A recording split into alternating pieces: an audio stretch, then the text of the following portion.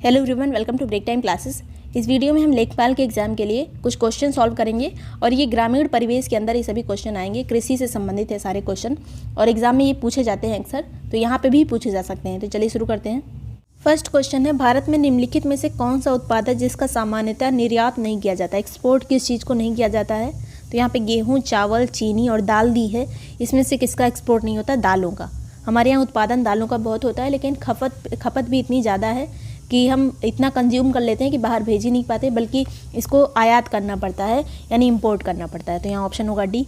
Next है, एक ऐसे क्षेत्र में जहाँ वार्षिक वर्षा 200 सेंटीमीटर से अधिक होती है और ढलाव पहाड़ी स्थल है, किसकी खेती अभीष्ट होगी? गेहूँ की, कपास की, चाय की या फिर मक्का की। तो यहाँ पे याद रखिए कि 200 सेंटीमीटर से ज़्यादा वर्षा की ज़रूरत होगी किसमें? चाय की खेती में। यहाँ पे ऑप्शन होगा सी, क्योंकि चाय की खेती में ज़्यादा बारिश की ज़रूरत होती है, लेकिन जड़ों में पानी इकट्ठा नहीं होना चाहिए, इसलिए ढलाव पे इसकी कृषि की जाती है जहाँ पे पहाड़ी क्षेत्र होते हैं। ऑप्शन होगा सी। नेक्स्ट है, क्रिटिकल इनमें से किन दो के बीच संकर या फिर क्रॉस है? दो प्रजातियों के बीच जब उसको क्रॉस कराया जाता है तब उसे संकर प्रजाति कहते हैं। यहाँ पे 4 ऑप्शन दिए गए हैं, जौ और राई, गेहूं और जई, गेहूं और जौ, गेहूं और राई। तो यहाँ सही ऑप्शन होगा डी, गेहूं और राई के बीच की जो क्रॉस होता है तब क्रिटिकल उत्पन्न होता है। नेक्स्ट है, भारत में वन अनुसंधान संस्थान कहाँ स्थित है? वन अनुसंधान संस्थान देहरादून में स्थित है। ऑप्शन होगा ए। गोल्डन राइस एक प्रचुर स्रोत है किसका? गोल्डन राइस में कौन सा विटामिन सबसे ज़्यादा होता है? Vitamin A, vitamin B, vitamin K या फिर विटामिन सी। तो यहाँ ऑप्शन होगा ए, विटामिन ए। यहाँ पे पहला वाला सही होगा, विटामिन ए। राष्ट्रीय डेयरी अनुसंधान संस्थान कहाँ स्थित है? तो ये हरियाणा में स्थित है। कहाँ पर? करनाल या फिर हिसार, फिर लखनऊ भी यहाँ पे ऑप्शन में है, जयपुर भी है। तो यहाँ पे सही कौन सा होगा? एक, करनाल। निम्नलिखित फसलों का पर विचार कीजिए, कपास, मूंगफली, धान, गेहूं, इनमें से कौन सी खरीफ की फसल है? तो ये सबको पता होगा, गेहूं रबी की फसल है, बाकी ये जो है ये सभी खरीफ की फसल हैं। 1, 2, 3। ऑप्शन होगा सी। नेक्स्ट है, माही सुगंधा किस फसल की प्रजाति है? तो माही सुगंधा जो है एक धान की प्रजाति है। ऑप्शन होगा यहाँ पर ए। एक मैंने जो फसलों की प्रजातियों का वीडियो बनाया हुआ है उसका लिंक इस वीडियो के डिस्क्रिप्शन में मैं दे दूँगी, उसे देख लीजिएगा। केंद्रीय शुष्क बागवानी संस्थान कहाँ स्थित है? तो यहाँ पे उदयपुर, लखनऊ, झांसी या फिर बीकानेर। तो ऑप्शन होगा डी, बीकानेर में स्थित है केंद्रीय शुष्क बागवानी संस्थान।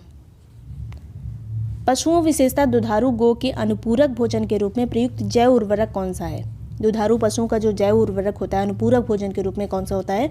एजोला, राइजोबियम, अजोस्पाइरिलियम या फिर एजोटोबैक्टर। तो यहाँ ऑप्शन होगा ए, एजोला। भारत में कृषि को दुष्प्रभावित करने वाला मौसम का सबसे महत्वपूर्ण कारक कौन सा है? तो भारत में कृषि जो सबसे ज़्यादा प्रभावित होती है वो बारिश से होती है, मानसून से ही सारी चीज़ें होती हैं यहाँ पर। तो ऑप्शन होगा यहाँ पर डी, वृष्टि। वृष्टि मतलब बारिश। निम्नलिखित में से कौन सी भारत में रबी की फसल नहीं है? तो गेहूँ है रबी की फसल, जौ है, रेपसीड है, यहाँ पे जूट नहीं है। ऑप्शन होगा डी, जूट जो है रबी की फसल नहीं है। नेक्स्ट है, भारत का सबसे बड़ा चावल उत्पादक कौन सा है? तो सबसे बड़ा चावल उत्पादक राज्य कौन सा है? पश्चिम बंगाल। ऑप्शन होगा बी। निम्नलिखित में से किस क्षेत्र को भारत का चावल का कटोरा या राइस बाउल ऑफ इंडिया कहा जाता है? तो ये कौन सा क्षेत्र है? कृष्णा गोदावरी वाला, डेल्टा वाला क्षेत्र है जो है कृष्णा गोदावरी के बीच का क्षेत्र, यहाँ इसे कहा जाता है भारत का चावल का कटोरा। नेक्स्ट है, भारत में सर्वाधिक खाद्यान्न उत्पादन करने वाला राज्य कौन सा है? तो ये सबको पता होगा, यहाँ पे ऑप्शन होगा सी, उत्तर प्रदेश। नेक्स्ट है, हरित क्रांति के फलस्वरूप देश में कुल खाद्यान्न में निम्नलिखित में से किसका अंश सबसे कम हो गया? गेहूं का या फिर चावल का, दलहन या मोटे अनाज का, इनमें से कोई नहीं।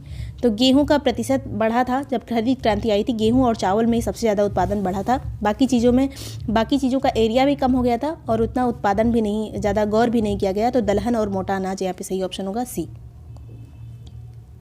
भारत में सबसे बड़ा मूंगफली उत्पादक राज्य कौन सा है? आंध्र प्रदेश, तमिलनाडु, गुजरात या फिर महाराष्ट्र। ऑप्शन होगा सी, गुजरात।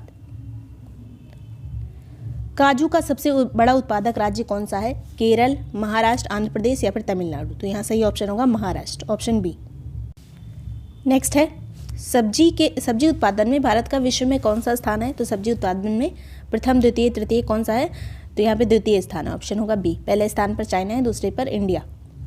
भारत में बृहद पैमाने पर जूट की खेती किस नदी घाटी क्षेत्र में की जाती है? तो सबसे ज़्यादा जूट की खेती बंगाल वाले एरिया में होती है, बंगाल में और पश्चिम बंगाल में इंडिया की बात करें तो। और वहाँ नदी कौन सी बहती है? तो यहाँ पे दामोदर दिया है, गंगा, हुगली, ब्रह्मपुत्र। तो यहाँ भारत की बात की जा रही है, तो भारत में जहाँ पे हुगली बहती है यानी पश्चिम बंगाल में, वहाँ पे जूट की खेती ज़्यादा होती है। तो ये ऑप्शन होगा सी। नेक्स्ट है, भारत में सबसे ज़्यादा चाय किस राज्य में पैदा होती है? पश्चिम बंगाल, केरल, असम या फिर तमिलनाडु। तो ऑप्शन होगा यहाँ पर सी, असम में। नेक्स्ट है, भारत में स्वच्छ जलीय मछली का सबसे बड़ा उत्पादक राज्य कौन सा है? स्वच्छ जल की मछली सबसे ज़्यादा कहाँ पे पाई जाती है? महाराष्ट्र में, तमिलनाडु में, पश्चिम बंगाल में या फिर केरल में। ऑप्शन होगा सी, पश्चिम बंगाल। ऑपरेशन फ्लड का संबंध किससे है? बाढ़ नियंत्रण से, भूक्षरण रोकथाम से, दुग्ध उत्पादन से या फिर मत्स्य उत्पादन से। सबको पता होगा दुग्ध उत्पादन से संबंधित है ऑपरेशन फ्लड या फिर श्वेत क्रांति। नेक्स्ट है, निम्नलिखित में से कौन कृषि से संबंधित नहीं है?